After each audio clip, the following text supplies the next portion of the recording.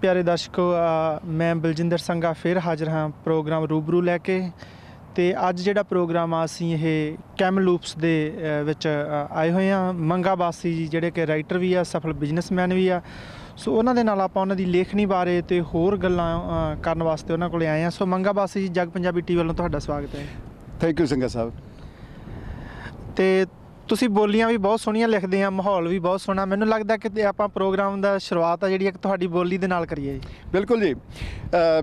ਇਸ ਐਟਮੋਸਫੀਅਰ ਜਾਂ ਇਸ ਏਰੀਏ ਦੇ ਨਾਲ ਸੰਬੰਧਿਤ ਕੁਝ ਸ਼ਬਦ ਮੈਂ ਇਸ ਤਰ੍ਹਾਂ ਲਿਖੇ ਸੀਗੇ ਜੀ।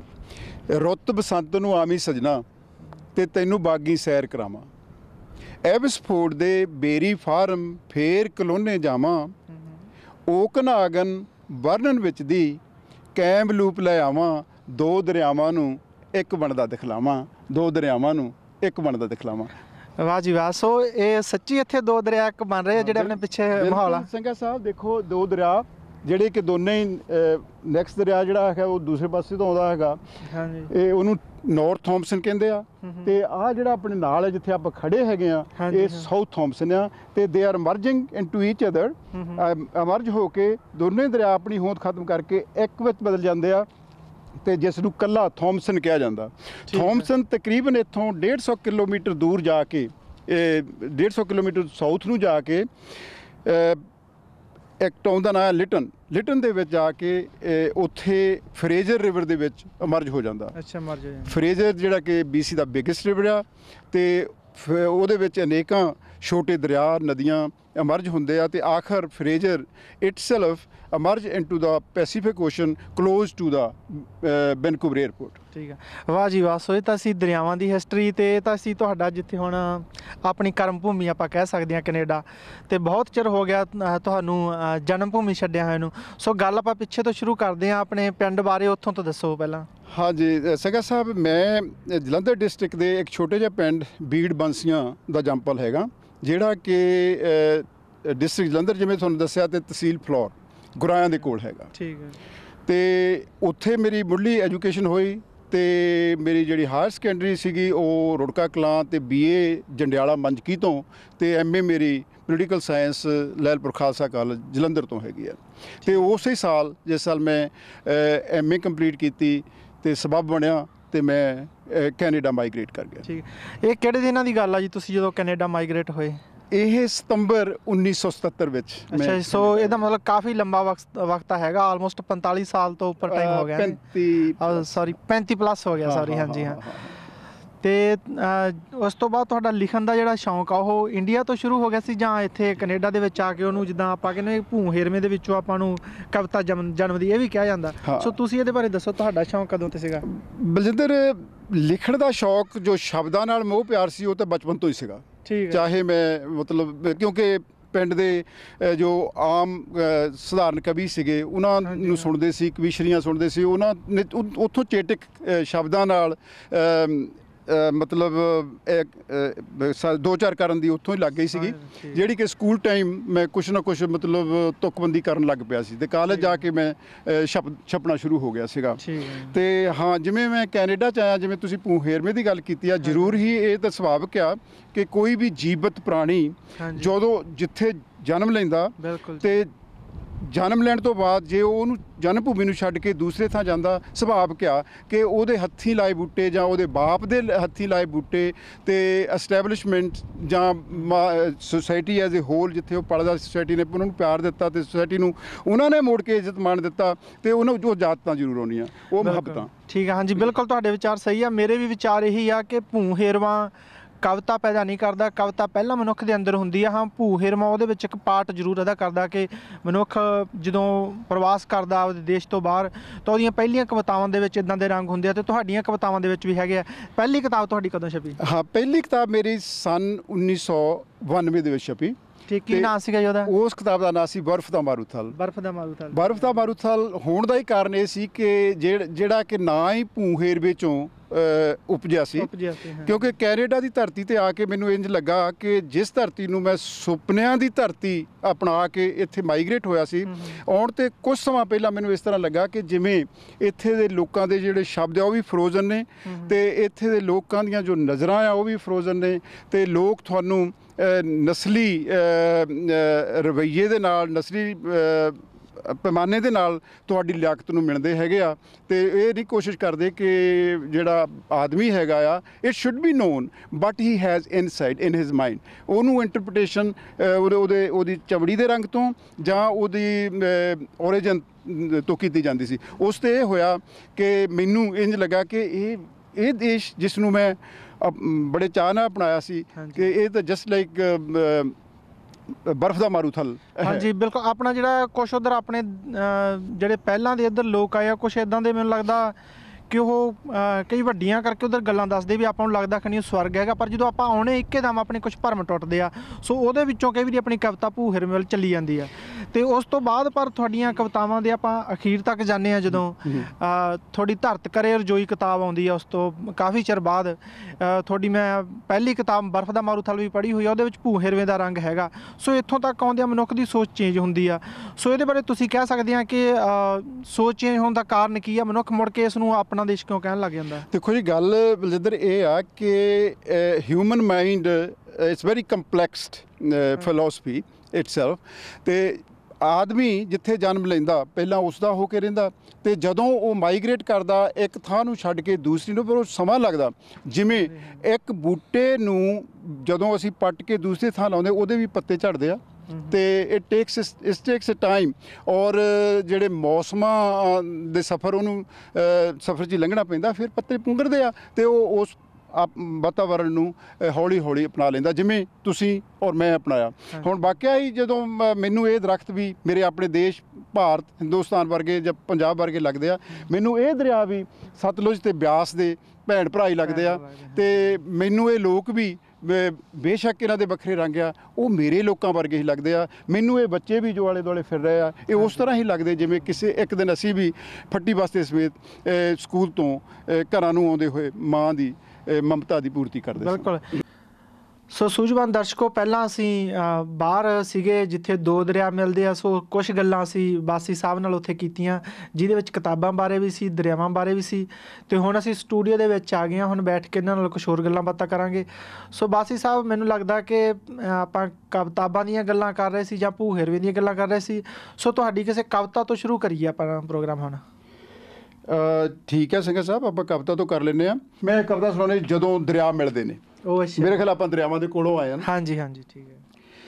ਜਦੋਂ ਦਰਿਆ ਮਿਲਦੇ ਨੇ, ਉਹ ਸਾਡੇ ਵਾਂਗੂ ਮਿੱਤਰਾਂ ਨੂੰ ਮਿਲਣ ਸਮੇਂ ਹਉਮੈ ਦੀਆਂ ਗਠੜੀਆਂ ਨਹੀਂ ਖੋਲ੍ਹਦੇ। ਜਦੋਂ ਦਰਿਆ ਮਿਲਦੇ ਨੇ, ਉਹ ਸਾਡੇ ਵਾਂਗੂ ਮਿੱਤਰਾਂ ਨੂੰ ਮਿਲਣ ਸਮੇਂ ਹਉਮੈ ਦੀਆਂ ਗਠੜੀਆਂ ਨਹੀਂ ਖੋਲ੍ਹਦੇ। ਉਹ ਤਾਂ ਦਿਲ ਦੇ ਦਰਵਾਜ਼ੇ ਖੋਲ੍ਹ, ਸੀਨੇ ਵਿੱਚ ਸਮਾਇਆ ਸਭ ਕੁਝ ਹੀ ਇੱਕ ਦੂਸਰੇ ਦੇ ਅਰਪਣ ਕਰ ਦਿੰਦੇ ਨੇ। ਬਹੁਤ ਖੂਬ ਜੀ। ਤੇ ਕੰਗੜੀਆਂ ਪਾ ਨਵੇਂ ਰਾਹਾਂ ਦੇ ਹਾਣੀ ਹੁੰਦੇ ਹੋਏ, ਸਮੁੰਦਰ ਨੂੰ ਮਿਲਣ ਦੀ ਚਾਹ ਵਿੱਚ 2 ਤੋਂ 1 ਤੇ 1 ਤੋਂ 0 ਹੋਣ ਲਈ ਲਹਿਰਾਂ ਦੀ ਕੈਨਵਸ 'ਤੇ ਦਸਖਤ ਕਰ ਦਿੰਦੇ ਨੇ। ਲਹਿਰਾਂ ਦੀ ਕੈਨਵਸ 'ਤੇ ਦਸਖਤ ਕਰ ਦਿੰਦੇ ਨੇ। ਵਾਹ ਜੀ ਵਾਹ। ਸੋ ਇਹ ਤਾਂ ਹੈ ਮੰਗੇ ਬਾਸੀ ਉਹਨਾਂ ਦੀ ਸੰਵੇਦਨਸ਼ੀਲਤਾ ਇਹਨਾਂ ਦੀਆਂ ਕਵਿਤਾਵਾਂ ਵਿੱਚ ਝਲਕਦੀ ਹੈ। ਅਤੇ ਮੰਗਾ ਬਾਸ ਸਾਹਿਬ, ਤੁਹਾਡੀਆਂ ਕਵਿਤਾਵਾਂ ਦਾ ਸਫ਼ਰ ਆ ਜਿਹੜਾ ਤੁਸੀਂ ਕਿਹਾ ਵੀ ਇੰਡੀਆ ਤੋਂ ਲਿਖਣਾ ਸ਼ੁਰੂ ਹੋ ਗਿਆ ਸੀਗਾ, ਅਤੇ ਫਿਰ ਇੱਧਰ ਆ ਕੇ, ਕਿਉਂਕਿ ਜਦੋਂ ਆਪਾਂ ਨਵੇਂ ਆਉਣੇ ਆਪਣੇ ਕੋਲ ਬਹੁਤ ਸਾਰੇ ਚੈਲੰਜਿਸ ਹੁੰਦੇ, ਇੱਧਰ ਜਾ ਕੇ ਆਪਾਂ ਮਿੱਲਾਂ ਦੇ ਵਿੱਚ, ਮੈਨੂੰ ਲੱਗਦਾ ਜਿਸ ਟਾਈਮ ਤੁਸੀਂ ਆਏ ਅੱਜ ਤੋਂ 37-38 ਸਾਲ ਪਹਿਲਾਂ, ਤਾਂ ਮਿੱਲਾਂ ਦੇ ਵਿੱਚ ਮੈਨੂੰ ਲੱਗਦਾ BC ਦੇ ਵਿੱਚ ਲੋਕ ਬਾਹਲੇ ਕੰਮ ਕਰਦੇ ਸੀ। ਸੋ ਤੁਸੀਂ ਆਪਣੀ ਲਿਖਣ ਕਿਰਿਆ ਨੂੰ ਨਾਲ ਨਾਲ ਜਾਰੀ ਕਿੱਦਾਂ ਰੱਖਿਆ? ਸਿੰਘਾ ਸਾਹਿਬ, ਕਵਿਤਾ ਜਿਵੇਂ ਮੈਂ ਪਹਿਲਾਂ ਵੀ ਦੱਸ ਚੁੱਕਾ, ਅਤੇ ਕਵਿਤਾ ਅਤੇ ਸ਼ਬਦਾਂ ਦਾ ਮਿਸ਼ਰਣ ਹੈਗਾ ਔਰ ਮਨ ਦੀ ਕ੍ਰੀਏਸ਼ਨ ਹੈਗੀ। ਅਤੇ ਉਹ ਮੇਰੇ ਨਾਲ ਬਚਪਨ ਤੋਂ ਹੀ ਸੱਜੇ ਖੱਬੇ ਮੇਰੇ ਨਾਲ ਹੀ ਰਹੀ ਆ। ਫਰਕ ਸਿਰਫ ਇੰਨਾ ਹੀ ਆ ਕਿ ਉਹਨੂੰ ਕਿਸੇ ਆਈਡੀਏ ਦੇ ਵਿੱਚ ਗੁੰਦਣ ਦਾ। ਮੇਰੇ ਨਾਲ ਹੀ ਕਵਿਤਾ, ਮੇਰੇ ਸਾਥ ਹੀ, ਮੇਰੇ ਨਾਲ ਆਲਵੇਜ਼ ਕਵਿਤਾ ਨੇ ਸਾਥ ਦਿੱਤਾ। ਅਤੇ ਜਦੋਂ ਵੀ ਮੈਨੂੰ ਮੌਕਾ ਮਿਲਿਆ, ਮੈਂ ਸ਼ਬਦਾਂ ਨੂੰ ਅਤੇ ਮਨ ਦੇ ਬਲਬਲੇ ਨੂੰ ਕਵਿਤਾ ਦੇ ਰੂਪ ਵਿੱਚ ਪੇਪਰ 'ਤੇ ਉਤਾਰਨ ਦੀ ਕੋਸ਼ਿਸ਼ ਕਰਦਾ। ਯਾਨੀ ਕੰਮ ਤੋਂ ਬਾਅਦ ਤੁਸੀਂ ਫਿਰ ਇਹ ਕੰਟੀਨਿਊ ਰੱਖਿਆ ਜਾਂ ਵਿੱਚ ਕੋਈ ਗੈਪ ਵੀ ਆਇਆ? ਜਿਵੇਂ ਤੁਸੀਂ ਉੱਧਰੋਂ ਆਏ, ਆਪਾਂ ਨਵੇਂ ਥਾਂ ਆਉਣੇ ਆ, ਨਵੇਂ ਚੈਲੰਜਸ ਹੁੰਦੇ ਆ, ਨਵੇਂ ਆਪਣੇ ਕੰਮ ਹੋ ਜਾਂਦੇ ਆ ਅੱਗੇ ਸ਼ੁਰੂ, ਜਿਨ੍ਹਾਂ ਬਾਰੇ ਆਪਾਂ ਉੱਧਰ ਨਹੀਂ ਸੋਚਿਆ। ਸੋ ਤੁਸੀਂ ਕਵਿਤਾ ਆਪਦੀ ਨਾਲ ਨਾਲ ਰਵਾਨਗੀ ਰੱਖੀ ਹੋਣੀ? ਕਵਿਤਾ ਬਿਲਕੁਲ ਮੇਰੇ ਸਾਥ ਰਹੀ ਹੈ। ਹਾਂਜੀ, ਬਿਲਕੁਲ ਮੇਰੇ ਸਾਥ ਰਹੀ ਹੈ। ਔਰ ਜਦੋਂ ਵੀ ਮੈਨੂੰ ਟਾਈਮ ਮਿਲਦਾ, ਉਹ ਮੈਂ ਕਵਿਤਾ ਦੇ ਨਾਲ ਹੀ ਰਿਹਾ। ਠੀਕ ਹੈ। ਤੇ ਹੁਣ ਤੱਕ ਕਿੰਨੀਆਂ ਕਿਤਾਬਾਂ ਤੁਹਾਡੀਆਂ ਪੰਜਾਬੀ ਸਾਹਿਤ ਦੇ ਵਿੱਚ ਆ ਚੁੱਕੀਆਂ? ਹਾਂਜੀ, ਪਹਿਲੀ ਮੇਰੀ ਕਿਤਾਬ 1992 ਦੇ ਵਿੱਚ ਆਈ ਸੀ, ਬਰਫ਼ ਦਾ ਮਾਰੂਥਲ। ਦੂਜੀ ਵਿੱਚ ਪ੍ਰਦੇਸਾਂ ਦੇ 94 ਦੇ ਵਿੱਚ ਆਈ। ਤੀਜੀ ਮੈਂ ਤੇ ਕਵਿਤਾ ਉਹ ਆਈ ਹੈਗੀ 2000 ਦੇ ਵਿੱਚ। ਅਤੇ ਚੌਥੀ ਮੇਰੀ ਕਿਤਾਬ ਜਿਹੜੀ ਹੈਗੀ ਆ ਉਹ ਉਸ ਤੋਂ ਬਾਅਦ ਚੌਥੀ ਜਿਹੜੀ ਕਿਤਾਬ ਹੈਗੀ ਆ ਧਰਤ ਕਰੇ ਰਜੋਈ, ਜਿਹੜੀ ਕਿ ਟੋਟਲੀ এনवायरमेंट ਤੇ ਕਾਵਨਾਟ ਲਿਖਿਆ, ਉਹ ਆਈ ਹੈਗੀ ਆ। ਅਤੇ ਪੰਜਵੀਂ ਨਦੀ ਦਾ ਸਫ਼ਰ। ਠੀਕ ਹੈ। ਹੁਣ ਤੱਕ ਇਹ ਕਿਤਾਬਾਂ ਆ ਚੁੱਕੀਆਂ। ਧਰਤ ਕਰੇ ਰਜੋਈ ਤੱਕ ਤੁਹਾਡੀਆਂ ਮੈਂ ਕਿਤਾਬਾਂ ਪੜ੍ਹੀਆਂ ਹਨ, ਪਰ ਤੁਹਾਡੀ ਨਵੀਂ ਕਿਤਾਬ ਨਦੀ ਦਾ ਸਫ਼ਰ ਮੈਂ ਨਹੀਂ ਪੜ੍ਹੀ। ਪਰ ਤੁਹਾਡੀਆਂ ਉਹਨੀਆਂ ਕਿਤਾਬਾਂ ਦੇ ਹਿਸਾਬ 'ਤੇ ਮੈਂ ਜਿੰਨੀਆਂ ਪੜ੍ਹਿਆ ਉਹਦੇ ਵਿੱਚ ਮੈਨੂੰ ਦੇਖਿਆ, ਜਿਵੇਂ ਆਪਾਂ ਪਹਿਲਾਂ ਗੱਲ ਕਰ ਰਹੇ ਸੀ ਜਦੋਂ ਆਪਾਂ ਬਾਹਰ ਖੜ੍ਹੇ ਸੀਗੇ ਦਰਿਆਵਾਂ ਦੇ ਸੰਗਮ ਦੇ ਕੋਲੇ, ਤਾਂ ਕਿ ਆਪਾਂ ਭੂ ਹੇਰਵੇਂ 'ਤੇ ਕਾਫੀ ਗੱਲ ਕੀਤੀ ਕਿ ਇਹ ਜ਼ਰੂਰੀ ਹੈ ਮਨੁੱਖ ਦੇ ਵਿੱਚ ਆਉਂਦਾ ਜਦੋਂ ਦੂਸਰੀ ਜਗ੍ਹਾ ਜਾਂਦਾ। ਅਤੇ ਕਵਿਤਾ ਭੂ ਹੇਰਵੇਂ ਨੂੰ ਕਹਿਣ ਦਾ ਇੱਕ ਸਾਧਨ ਹੁੰਦੀ ਹੈ ਜਿਹਦੇ ਕੋਲੇ ਕਵਿਤਾ ਹੈਗੀ ਆ। ਅਤੇ ਤੁਹਾਡੀਆਂ ਕਿਤਾਬਾਂ ਨੂੰ ਪੜ੍ਹਦਿਆਂ ਮੈਂ ਦੇਖਦਾ ਹੈਗਾ ਕਿ ਪਹਿਲਾਂ ਤਾਂ ਤੁਹਾਡੇ ਕੋਲੇ ਜਿਹੜੀਆਂ ਪਹਿਲੀ ਬਰਫ਼ ਦਾ ਮਾਰੂਥਲ ਤੁਹਾਡੀ ਹੈਗੀ ਆ ਕਿਤਾਬ, ਉਹਦੇ ਵਿੱਚ ਤੁਹਾਡੀਆਂ ਕਵਿਤਾਵਾਂ ਦੇ ਵਿੱਚ ਭੂ ਹੇਰਵੇ ਦੀ ਕਾਫੀ ਗੱਲ ਹੈ। ਪਰ ਜਦੋਂ ਤੱਕ ਆਪਾਂ ਤੁਹਾਡਾ ਸਫ਼ਰ ਆ ਜਿਹੜਾ ਚੌਥੀ ਕਿਤਾਬ ਧਰਤ ਕਰੇ ਰਜੋਈ ਤੱਕ ਆਉਂਦਾ, ਤਾਂ ਤੁਸੀਂ ਉਸ ਨੂੰ ਵਰਲਡ ਲੈਵਲ 'ਤੇ ਮੈਨੂੰ ਲੱਗਦਾ ਗੱਲ ਕਰ ਰਹੇ ਹਾਂ, এনवायरमेंट ਦੀ ਗੱਲ ਕਰ ਰਹੇ ਹਾਂ। ਤੋ ਇੱਦਾਂ ਦੇ ਸਫ਼ਰ ਵਿੱਚ ਤੁਹਾਨੂੰ ਕੀ ਲੱਗਦਾ ਕਿ ਹੌਲੀ ਹੌਲੀ ਆਪਾਂ ਉੱਧਰ ਨਾਲੋਂ ਟੁੱਟ ਜਾਂਦੇ ਅਤੇ ਇੱਧਰ ਨਾਲ ਜ਼ਿਆਦਾ ਜੁੜਦੇ ਜਾਂਦੇ, ਜਾਂ ਆਪਾਂ ਬਰਾਬਰ ਜੁੜੇ ਰਹਿੰਦੇ ਹਾਂ ਪਰ ਆਪਣੀਆਂ ਮੁਸ਼ਕਿਲਾਂ ਦਾ ਜਿਹੜਾ ਜਾਂ ਆਪਣਾ ਜਿਹੜਾ ਹੇਰਵਾ ਨਿੱਜੀ ਆ ਉਹ ਸਾਰੇ ਸਮਾਜ ਦੀ ਗੱਲ ਕਰਨੀ ਸ਼ੁਰੂ ਕਰ ਦਿੰਦਾ? ਇਹ ਸਫ਼ਰ ਇਹਨਾਂ ਕੁ ਦੱਸੋ ਕਿ ਹਰ ਇੱਕ ਦੇ ਨਾਲ ਹੀ ਇੱਦਾਂ ਹੁੰਦਾ, ਸੋ ਇਹ ਕਿੱਦਾਂ ਹੁੰਦਾ? ਹਾਂ ਸਿੰਘ ਸਾਹਿਬ, ਬਹੁਤ ਇੰਟਰਸਟਿੰਗ ਤੁਹਾਡਾ ਕੁਐਸਚਨ ਹੈਗਾ। ਜਿਵੇਂ ਤੁਸੀਂ ਕਿਹਾ ਕਿ ਹੌਲੀ ਹੌਲੀ ਇੱਕ ਇਮੀਗ੍ਰੈਂਟ ਜਿਹੜਾ ਹੈਗਾ ਆ ਉਹ ਆਪਣੀ ਮਾਤ ਭੂਮੀ ਨੂੰ ਜਾਂ ਉਸ ਦੇਸ਼ ਨੂੰ ਜਿੱਥੋਂ ਮਾਈਗ੍ਰੇਟ ਕਰਕੇ ਆਉਂਦਾ ਉਹ ਤੋਂ ਟੁੱਟ ਜਾਂਦਾ। ਨਹੀਂ, ਮੈਂ ਇਸ ਗੱਲ ਨਾਲ ਸਹਿਮਤ ਨਹੀਂ। ਸਿਰਫ ਫ਼ਰਕ ਥੋੜ੍ਹਾ ਹੀ ਹੈਗਾ, ਉਹ ਜਿਸ ਦੇਸ਼ ਜਨਮ ਲੈਂਦਾ ਉਹਦੇ ਨਾਲ ਤਾਂ ਉਹਨੂੰ ਜੁੜਿਆ ਰਹਿਣਾ ਹੀ ਰਹਿਣਾ ਹੈਗਾ। ਅਤੇ ਮੈਨੂੰ ਯਾਦ ਆ ਕਿ ਇੱਕ ਵੈਨਕੂਵਰ ਜਾਗਰ ਸਿੰਘ ਨਾਂ ਦਾ ਇਮੀਗਰੈਂਟ ਆਇਆ ਹੋਇਆ ਸੀਗਾ, ਜਿਹਦਾ ਪਿੰਡ ਸੀ ਜਲੰਧਰ ਡਿਸਟ੍ਰਿਕਟ ਦੇ ਵਿੱਚ। ਮੈਂ ਉਹਨੂੰ ਇੱਕ ਵਾਰੀ, ਉਹ ਇਨ ਹਿਜ਼ 80s ਸੀਗਾ, ਅਤੇ ਮੈਂ ਉਹਨੂੰ ਪੁੱਛਿਆ, ਭਾਈਆ ਜੀ ਕੀ ਜੀ ਕਰਦਾ ਵੀ ਇੰਡੀਆ ਨੂੰ ਮੁੜ ਜਾਣ ਦਾ? ਕਹਿੰਦਾ, ਪੁੱਤਰਾ ਕਿਹਦਾ ਜੀ ਨਹੀਂ ਕਰਦਾ ਕਿ ਆਖਰੀ ਹੱਡੀਆਂ ਜਿਹੜੀਆਂ ਉਹ ਆਪਣੀ ਮਾਤ ਭੂਮੀ 'ਚ ਜਾ ਕੇ ਪੈ ਜਾਣ। ਸੋ ਇਹ ਹੈਗੀ ਆ ਟੁੱਟਣ ਦੀ ਜਾਂ ਨਾ ਟੁੱਟਣ ਦੀ, ਹਰ ਇੱਕ ਦੀ, ਹਰ ਇਮੀਗਰੈਂਟ ਦੀ ਇੱਛਾ ਆ ਕਿ ਮੈਂ ਆਖਰੀ ਪਲ ਜਾਂ ਜ਼ਿੰਦਗੀ ਦਾ ਕੁਝ ਪਲ ਜਿਹੜੇ ਹੈਗੇ ਆ ਜਾਂ ਜ਼ਿੰਦਗੀ ਦਾ ਕੁਝ ਹਿੱਸਾ ਵਾਪਸ ਜਾ ਕੇ ਉਸ ਧਰਤੀ ਨਾਲ, ਉਹਨਾਂ ਰੁੱਖਾਂ ਨਾਲ, ਉਹਨਾਂ ਦੋਸਤਾਂ ਨਾਲ, ਉਹਨਾਂ ਹਵਾਵਾਂ ਦੇ ਨਾਲ ਮਾਣਾ ਜਿੱਥੇ ਮੈਂ ਬਚਪਨ ਬਿਤਾਇਆ ਜਾਂ ਜਵਾਨੀ ਮਾਣੀ ਹੈਗੀ। ਠੀਕ ਆ। ਅਤੇ ਇਹਦਾ ਮਤਲਬ ਆ ਜੁੜੇ ਆਪਾਂ ਉੱਧਰ ਰਹਿੰਦੇ ਹਾਂ ਚਾਹੇ ਕੁਛ ਵੀ ਹੋ ਜੇ, ਅਤੇ ਪਰ ਆਪਣਾ ਜਿਹੜਾ ਵਿਊ ਹੈਗਾ ਉਹ ਆਪਣਾ ਆਪਣੇ ਤੋਂ ਲੈ ਕੇ ਸਾਰੇ ਸਮਾਜ ਨਾਲ ਜੁੜ ਜਾਂਦਾ, ਜਿੱਦਾਂ ਧਰਤ ਕਰੇ ਰਜੋਈ ਆ। ਸੋ ਧਰਤ ਕਰੇ ਰਜੋਈ ਬਾਰੇ ਥੋੜ੍ਹਾ ਜਿਹਾ ਹੋਰ ਦੱਸੋ। ਧਰਤ ਕਰੇ ਰਜੋਈ ਇੱਕ ਇਹੋ ਜਿਹਾ ਮਤਲਬ ਕਾਵਨਾਟ ਹੈਗਾ ਜਿਹੜਾ ਕਿ ਸਮੁੱਚੀ ਕਾਇਨਾਤ ਦੇ ਨਾਲ ਸੰਬੰਧਿਤ ਹੈਗਾ। ਠੀਕ ਹੈ। ਜਿਹੜਾ ਕਿ ਅੱਜ ਦੇ ਸਮੇਂ ਦੀ ਪੋਲਿਊਸ਼ਨ ਬਾਰੇ ਗੱਲ ਕਰਦਾ। ਹਾਂਜੀ, ਜਿਹੜੀ ਸਾਰੇ ਸਮਾਜ ਦੀ ਸਮੱਸਿਆ, ਸਾਰੇ ਦੇਸ਼ਾਂ ਦੀ ਸਮੱਸਿਆ ਹੈਗੀ ਆ। ਅਸਲ ਵਿੱਚ ਮੈਂ ਜਦੋਂ ਕਵਿਤਾ ਸ਼ੁਰੂ ਕੀਤੀ ਸੀ ਤਾਂ ਇੱਕ ਛੋਟੀ ਜਿਹੀ ਆਈਡੀਆ ਤੋਂ ਮਤਲਬ ਇਹ ਕਾਵਨਾਟ ਸ਼ੁਰੂ ਹੋ ਗਿਆ। ਅਤੇ ਉਹ ਇੱਕ ਨਜ਼ਮ ਲਿਖਣ ਦਾ ਖਿਆਲ ਸੀ ਕਿ ਜਦੋਂ ਵੀ ਕੋਈ ਦੋਸਤ ਮਿੱਤਰ ਹਿੰਦੁਸਤਾਨ ਤੋਂ ਆਉਂਦਾ ਅਤੇ ਉਹਨੂੰ ਪੁੱਛਦੇ ਆ ਵੀ ਪਿੰਡ ਦਾ ਕੀ ਹਾਲ ਆ, ਪੰਜਾਬ ਦਾ ਕੀ ਹਾਲ ਆ, ਜ਼ਿਲ੍ਹੇ ਦਾ ਕੀ ਹਾਲ ਆ, ਦੇਸ਼ ਦਾ ਕੀ ਹਾਲ ਆ, ਸਾਰਿਆਂ ਦਾ ਇੱਕੋ ਹੀ ਜਵਾਬ ਹੁੰਦਾ ਸੀ ਬਈ ਉਹ ਦੇਸ਼ ਨਹੀਂ ਰਿਹਾ, ਉਹ ਪਿੰਡ ਨਹੀਂ ਰਿਹਾ, ਉਹ ਸ਼ਹਿਰ ਨਹੀਂ ਰਿਹਾ। ਅਤੇ ਪੁੱਛਣਾ ਤੇ ਕਾਰਨ ਕੀ ਆ ਯਾਰ? ਉਹਨੇ ਕਹਿਣਾ ਉੱਥੇ ਦਰਖਤ ਵੀ ਸੁੱਕ ਰਹੇ ਆ, ਜਾਨਵਰ ਜਿਹੜੇ ਸਪੀਸੀਜ਼ ਖਤਮ ਹੋ ਰਹੀਆਂ, ਪਾਣੀ ਜਿਹੜੇ ਹੈਗੇ ਆ ਉਹ ਜ਼ਹਿਰੀਲੇ ਹੋ ਗਏ ਆ, ਕਈ ਬਿਮਾਰੀਆਂ ਉਹ ਉਤਪੰਨ ਹੋ ਰਹੀਆਂ। ਅਤੇ ਉਹਨਾਂ ਦਾ ਕਹਿਣ ਦਾ ਮਤਲਬ ਸੀ ਕਿ ਬੰਦੇ ਨੇ ਸਾਰਾ ਕੁਛ ਕੁਦਰਤ ਨੂੰ ਇੰਨਾ ਪੋਲਿਊਟ ਕਰ ਦਿੱਤਾ ਕਿ ਜਿਹਦੇ ਵਿੱਚ ਇੱਕ ਸਿਹਤਮੰਦ ਜ਼ਿੰਦਗੀ ਜਿਉਣੀ ਉਹ ਹਰ ਜੀਵ ਲਈ ਮੁਸ਼ਕਿਲ ਹੋ ਗਿਆ। ਠੀਕ ਆ। ਸੋ ਇਹਦੇ ਵਿੱਚੋਂ ਇੱਕ ਕੁਐਸਚਨ ਨਿਕਲਦਾ ਜਿਹੜਾ ਮੈਂ ਕਈ ਵਾਰ ਸੋਚਦਾ ਹੁੰਦਾ ਕਿ ਮੰਗਾ ਬਾਸੀ ਇੱਕ ਕੈਨੇਡਾ ਦਾ 37-38 ਸਾਲ ਤੋਂ 4 ਦਹਾਕੇ ਦਾ ਸਮਾਂ ਹੋਣ ਵਾਲਾ ਕੈਨੇਡਾ ਵਿੱਚ ਰਹਿ ਰਿਹਾ, ਅਤੇ ਇੱਥੇ ਆ ਕੇ ਸਫਲ ਬਿਜ਼ਨਸਮੈਨ ਵੀ ਬਣਿਆ।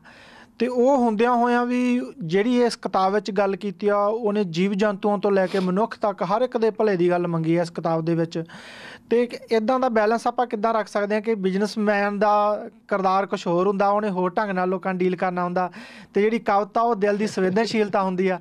ਸੋ ਇਹ ਪਾੜਾ ਸਾਰਾ ਤੁਸੀਂ ਕਿੱਦਾਂ ਇਹਨੂੰ ਇੱਕ ਕਰਕੇ ਰੱਖਦੇ ਆ ਪਾੜੇ ਨੂੰ? ਬਲਜਿੰਦਰ, ਐਕਚੁਅਲੀ ਆਦਮੀ ਉਹ ਨਹੀਂ ਜੋ ਲੋਕਾਂ ਦੀ ਨਜ਼ਰ ਦੇ ਵਿੱਚ ਫਿਜ਼ੀਕਲੀ ਤੁਰਦਾ ਫਿਰਦਾ ਤੇ ਸੋਸ਼ਲ ਐਕਟੀਵਿਟੀਜ਼ ਨਿਭਾਉਂਦਾ ਮਤਲਬ ਦਿਸਦਾ, ਉਹ ਨਹੀਂ ਹੈਗਾ।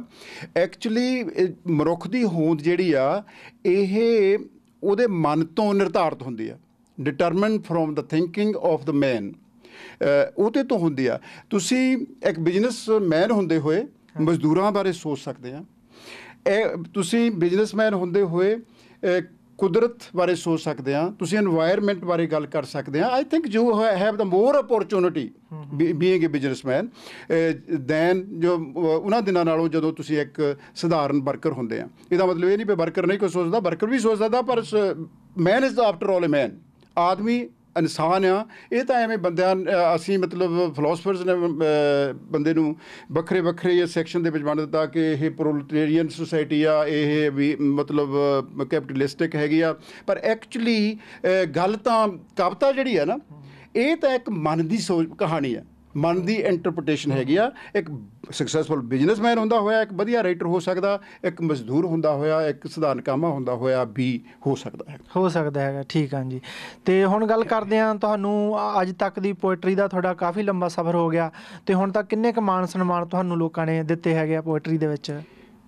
ਸਭ ਤੋਂ ਵੱਡੀ ਗੱਲ ਤੇ ਮਾਣ ਸਨਮਾਨ ਜੋ ਜਿਹੜੇ ਪ੍ਰੈਕਟੀਕਲ ਪਲੇਕਸ ਜਾਂ ਮਾਇਆ ਦੇ ਗੱਫੇ ਮਿਲਣੇ, ਉਹ ਤੇ ਮੈਂ ਉਹਨਾਂ 'ਚ ਬਹੁਤਾ ਯਕੀਨ ਨਹੀਂ ਕਰਦਾ। ਅਸਲ ਵਿੱਚ ਲੋਕਾਂ ਦਾ ਪਿਆਰ, ਲੋਕਾਂ ਦੀ ਮੁਹੱਬਤ।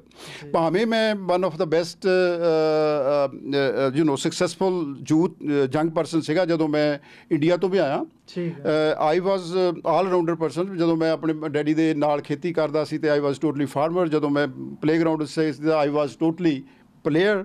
ਅਤੇ ਜਦੋਂ ਮੈਂ ਸੁਸਾਇਟੀ ਦੇ ਵਿੱਚ ਸਮਾਜ ਦੇ ਕੰਮ ਕਰਦਾ ਸੀ ਅਤੇ ਸੋਸ਼ਲ ਵਰਕਰ, ਜਦੋਂ ਮੈਂ ਸਟੂਡੈਂਟ ਸੀ ਅਤੇ ਸਟੂਡੈਂਟ ਲੀਡਰ ਸੀਗਾ। ਅਤੇ ਦੂਸਰੀ ਗੱਲ ਇਹ ਹੈ ਕਿ ਮਾਨ ਸਨਮਾਨ ਬੜੇ ਲੋਕਾਂ ਨੇ ਪਿਆਰ ਦਿੱਤਾ, ਕਿਉਂਕਿ ਮੈਂ ਲੋਕਾਂ ਦੀ ਰਿਸਪੈਕਟ ਕੀਤੀ ਹੈਗੀ ਆ। ਪਰ ਫਿਰ ਵੀ ਜੋ ਤੁਸੀਂ ਕਹਿੰਦੇ ਆ, ਪਹਿਲੀ ਗੱਲ ਤਾਂ ਮੈਨੂੰ ਬੜੇ ਪਿਆਰ ਨਾਲ ਮਤਲਬ ਰਿਸਪੈਕਟਫੁਲ ਆਰਮਸ ਖੋਲ੍ਹ ਕੇ ਮੈਨੂੰ ਲਿਖਾਰੀ ਸਭਾ ਕੈਲਗਰੀ ਨੇ ਆਪਣੀ ਬੁੱਕਲ ਵਿੱਚ ਘੁੱਟਿਆ, ਅਤੇ ਉਹਨਾਂ ਨੇ ਮੈਨੂੰ 2013 ਦਾ ਜਿਹੜਾ ਅਰਪਣ ਅਵਾਰਡ ਉਹ ਦਿੱਤਾ। ਪਿਛਲੇ ਸਾਲ ਮੇਰੇ ਪੇਂਡੂਆਂ ਨੇ ਮਤਲਬ ਵੰਡਰਲੈਂਡ ਦੇ ਵਿੱਚ ਮੈਨੂੰ ਉੱਥੇ ਬੁਲਾ ਕੇ ਉੱਥੇ ਉਹਨਾਂ ਨੇ ਮੇਰਾ ਮਾਣ ਤਾਣ ਕੀਤਾ। ਲਾਂਬੜਾ ਸੱਥ ਵਾਲਿਆਂ ਨੇ ਮੇਰਾ ਮਾਣ ਤਾਣ ਕੀਤਾ, ਅਤੇ ਨਾਭਾ ਜੋ ਕਵਿਤਾ ਸੱਥ ਹੈਗੀ ਆ ਉਹਨਾਂ ਨੇ ਕੀਤਾ। ਅਤੇ ਇਸ ਤਰ੍ਹਾਂ ਹੋਰ ਵੀ ਕਈ ਸੰਸਥਾਵਾਂ ਹੈਗੀਆਂ, ਇੰਡੀਵਿਜੂਅਲਸ ਹੈਗੇ ਆ ਜਿਨ੍ਹਾਂ ਨੇ ਮੇਰੀ ਕਵਿਤਾ ਨੂੰ ਅਤੇ ਮੇਰੀ ਸ਼ਬਦਾਂ ਦੀ ਖੇਡ ਨੂੰ ਅਪਣਾਇਆ ਅਤੇ ਮੈਨੂੰ ਕਾਫੀ ਇਨਕੋਰੇਜ ਕੀਤਾ। ਬਹੁਤ ਵਧੀਆ ਮੰਗਾ ਸਾਹਿਬ, ਅਸੀਂ ਕਹਾਂਗੇ ਤੁਸੀਂ ਹੋਰ ਹਜ਼ਾਰਾਂ ਸਾਲ ਲਿਖਦੇ ਰਹੋ। ਅਤੇ ਹੁਣ ਆਪਾਂ ਗੱਲ ਕਰਦੇ ਹਾਂ, ਤੁਹਾਨੂੰ ਕਾਫੀ ਆਪਾਂ ਪਹਿਲਾਂ ਵੀ ਗੱਲ ਕਰ ਚੁੱਕੇ ਹਾਂ ਕਿ ਬਹੁਤ ਚਿਰ ਹੋ ਗਿਆ ਕੈਨੇਡਾ ਦੇ ਵਿੱਚ ਰਹਿੰਦੇ ਹਾਂ, ਅਤੇ ਇੱਥੋਂ ਦੇ ਬਾਰੇ ਆਪਾਂ ਗੱਲ ਕਰਦੇ ਹਾਂ। ਹੁਣ ਤੁਸੀਂ ਕੈਮਲੂਪਸ ਸ਼ਹਿਰ ਦੇ ਵਿੱਚ ਰਹਿ ਰਹੇ ਹਾਂ, ਸੋ ਤੁਹਾਨੂੰ ਇੱਥੋਂ ਦਾ ਕੀ ਮਾਹੌਲ ਲੱਗਦਾ ਹੈਗਾ? ਜਿਵੇਂ ਆਪਣੇ ਪੁਰਾਣੇ, ਜੇ ਆਪਾਂ ਬਜ਼ੁਰਗਾਂ ਨੂੰ ਦੇਖੀਏ, ਗਦਰੀ ਯੋਧਿਆਂ ਦੀ ਗੱਲ ਕਰੀਏ, ਗਦਰੀ ਬਾਬਿਆਂ ਦੀ ਗੱਲ ਕਰੀਏ, ਤਾਂ ਉਸ ਟਾਈਮ ਨਸਲਵਾਦ ਬਹੁਤ ਸੀ। ਸੋ ਪਹਿਲੀ ਗੱਲ ਆਪਾਂ ਨਸਲਵਾਦ ਬਾਰੇ ਕਰਦੇ ਹਾਂ ਕਿ ਤੁਸੀਂ ਆਪਣੇ ਇਹ 4 ਦਹਾਕੇ ਹੀ ਲਾ ਲਓ, ਇਸ ਸਮੇਂ ਦੇ ਵਿੱਚ ਕੀ ਅਬਜ਼ਰਵ ਕੀਤਾ ਇਹਦੇ ਬਾਰੇ, ਨਸਲਵਾਦ ਬਾਰੇ? ਦੇਖੋ ਜੀ, ਵੀ ਉਹ ਤਾਂ ਮੇਰੀ ਤੁਸੀਂ ਬਰਫ਼ ਦਾ ਮਾਰੂਥਲ ਜੇ ਕਿਤਾਬ ਜੋ ਪੋਇਟਰੀ ਦੀ ਹੈਗੀ ਜੇ ਪੜ੍ਹੋ, ਜਿਹੜੀ ਫਸਟ ਕਿਤਾਬ ਸੀ, ਉਹਦੇ ਤੋਂ ਇਸ ਤਰ੍ਹਾਂ ਦੀ ਝਲਕ ਮਿਲਦੀ ਆ ਕਿ ਅਸੀਂ ਕਿਵੇਂ ਮਤਲਬ ਨਸਲਵਾਦੀ ਵਤੀਰੇ 'ਚੋਂ ਗੁਜ਼ਰੇ ਹਾਂ ਸਕਸੈਸਫੁਲੀ। ਸਾਨੂੰ ਫਾਈਟ ਕਰਨਾ ਪਿਆ, ਭਾਵੇਂ ਉਹ ਔਰਗੇਨਾਈਜੇਸ਼ਨਲ ਹੋਵੇ ਚਾਹੇ ਪਰਸਨਲੀ ਹੋਵੇ। ਸਾਨੂੰ ਆਪਣੇ ਡੌਲਿਆਂ ਦੀ ਤਾਕਤ ਨੂੰ ਪ੍ਰੂਵ ਕਰਨਾ ਪਿਆ ਕੰਮਾਂ 'ਤੇ। ਸਾਨੂੰ ਆਪਣੀ ਬੇਸ਼ੱਕ ਐਜੂਕੇਸ਼ਨ ਜਿਹੜੀ ਸੀਗੀ ਉਹ ਮਨ ਦੀਆਂ ਸ਼ੈਲਫਾਂ 'ਤੇ ਪਿੱਛੇ ਰੱਖ ਦਿੱਤੀ ਕਈ ਸਾਲ, ਅਤੇ ਸਰਵਾਈਵਲਨੈਸ ਲਈ ਸਾਨੂੰ ਇਸ ਸਿਸਟਮ ਨਾਲ ਲੜ ਕੇ ਪ੍ਰੂਵ ਕਰਨਾ ਪਿਆ ਕਿ ਭਾਵੇਂ ਸਾਡੀ ਚਮੜੀ ਦਾ ਰੰਗ ਜਿਹੜਾ ਉਹ ਆਮ ਮੇਨ ਸਟਰੀਮ ਨਾਲੋਂ ਵੱਖਰਾ ਆ, ਭਾਵੇਂ ਸਾਡਾ ਔਰੀਜਨ ਹਿੰਦੁਸਤਾਨੀ ਆ, ਪਰ ਫਿਰ ਵੀ ਨੋ ਕਿ ਜ਼ਿੰਦਗੀ ਦੇ ਵਿੱਚ ਸਫਲ ਕਿਵੇਂ ਹੋਣਾ ਅਤੇ ਬੈਕ ਟੂ ਸੁਸਾਇਟੀ ਨੂੰ ਕਿਵੇਂ ਦੇਣਾ ਹੈ। ਠੀਕ ਆ, ਬਹੁਤ ਵਧੀਆ ਜਵਾਬ ਦਿੱਤਾ ਤੁਸੀਂ ਬਾਸੀ ਸਾਹਿਬ। ਸੋ ਬਿਲਕੁਲ ਆ ਕਿ ਆਪਣੇ ਦਮ ਦੇ ਉੱਪਰ ਪੰਜਾਬੀਆਂ ਨੇ ਕਾਮਯਾਬ ਹੋ ਕੇ ਇਸ ਦੇਸ਼ ਦੀ ਇਕੋਨਮੀ ਦੇ ਵਿੱਚ ਜਾਂ ਕਹ ਲਓ ਕਿ ਹਰ ਖੇਤਰ ਵਿੱਚ ਇਸ ਟਾਈਮ ਦੇਖ ਰਿਹਾ ਕਿ ਯੋਗਦਾਨ ਪਾਇਆ ਹੈਗਾ।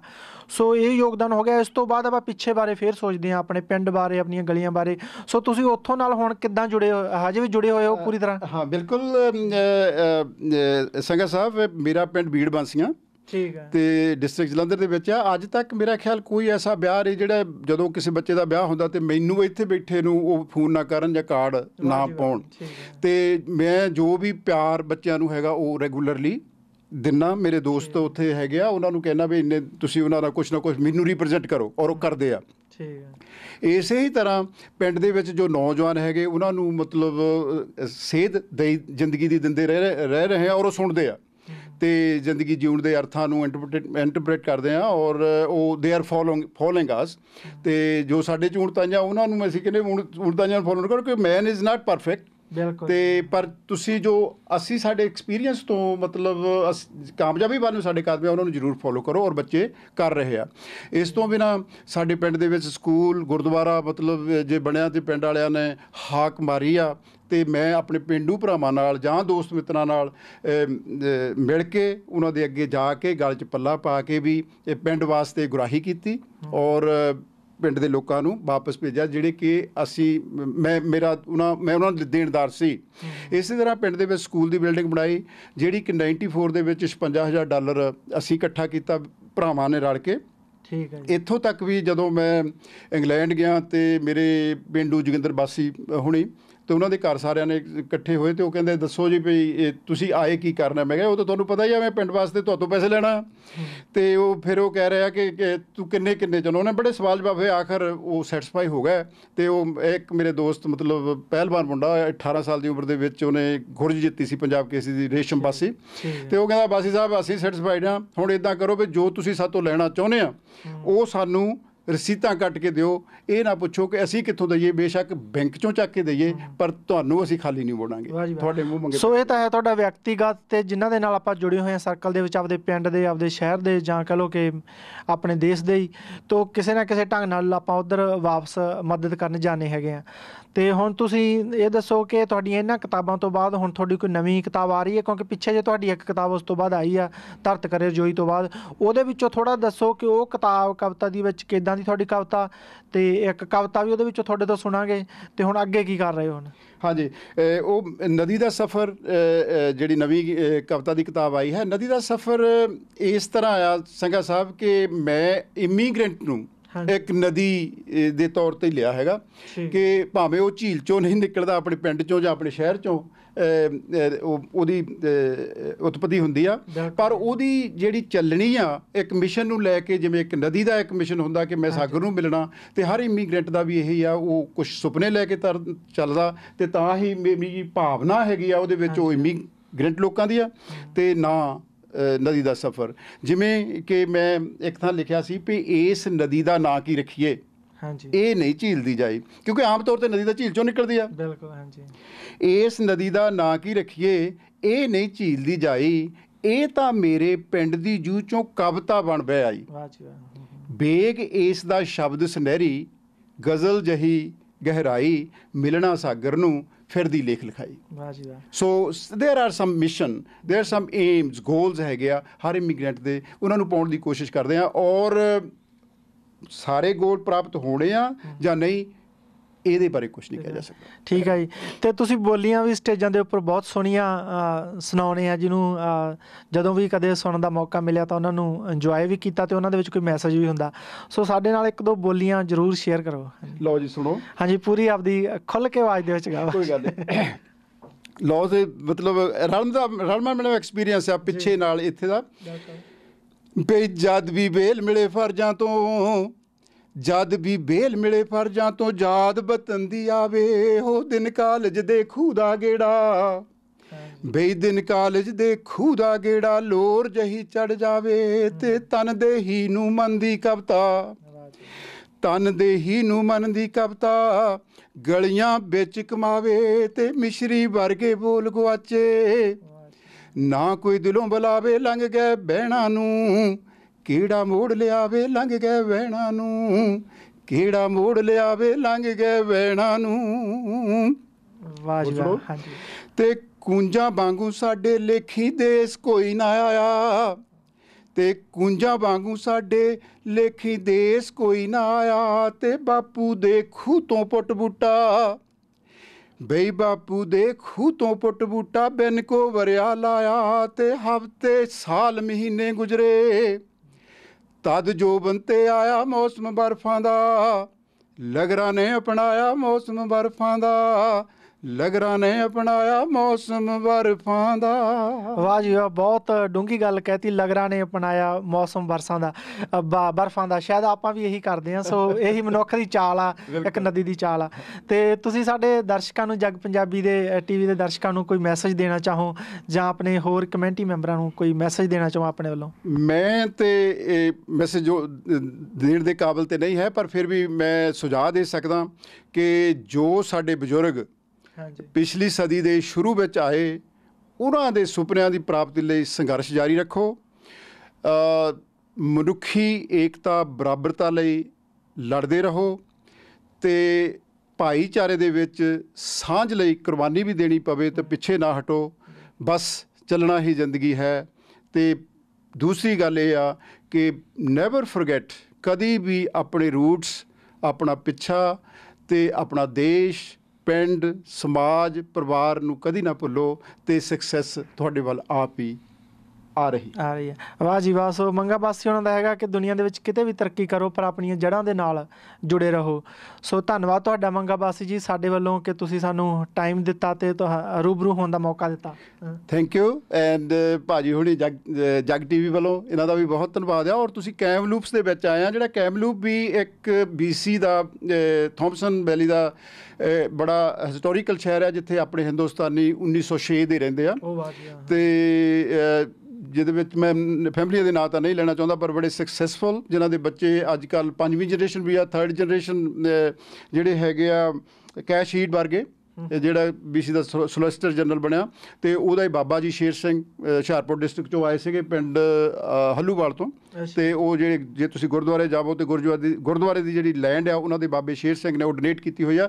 ਇਸੇ ਤਰ੍ਹਾਂ ਇਸ ਸ਼ਹਿਰ ਦੇ ਵਿੱਚ ਸਿੰਘ ਸਟਰੀਟ ਤੁਸੀਂ ਦੇਖ ਸਕਦੇ ਆ, ਔਲਖ ਸਟਰੀਟ ਦੇਖ ਸਕਦੇ ਆ। ਸੋ ਆਪਣੇ ਲਾਸਟ ਨੇਮਾਂ 'ਤੇ ਸਟਰੀਟਾਂ ਦੇ ਨਾਂ ਆ, ਤੇ ਜਿਹਦੇ 'ਤੇ being a Punjabi, being a Hindustani, we should have proud of it, ਕਿ ਪੰਜਾਬੀ ਜਿੱਥੇ ਵੀ ਗਏ ਆ, ਹਿੰਦੁਸਤਾਨੀ ਜਿੱਥੇ ਵੀ ਗਏ ਆ, ਉਹਨੇ ਆਪਣੀ ਹੋਂਦ ਦੇ ਤੇ ਆਪਣੀ ਸਕਸੈਸ ਦੇ ਝੰਡੇ ਕੱਢੇ ਆ ਤੇ ਸੁਸਾਇਟੀ ਨੂੰ ਬੁਲੰਦ ਬਣ ਕੇ ਦਿਖਾਇਆ। ਠੀਕ ਹੈ ਜੀ, ਬਹੁਤ ਬਹੁਤ ਧੰਨਵਾਦ ਇੱਕ ਵਾਰ ਫਿਰ ਤੁਹਾਡੇ ਨਾਲ ਇਸ ਵਿਸ਼ੇ 'ਤੇ ਦੁਬਾਰਾ ਫਿਰ ਕਦੇ ਮੌਕਾ ਮਿਲਿਆ ਤਾਂ ਗੱਲ ਕਰਾਂਗੇ।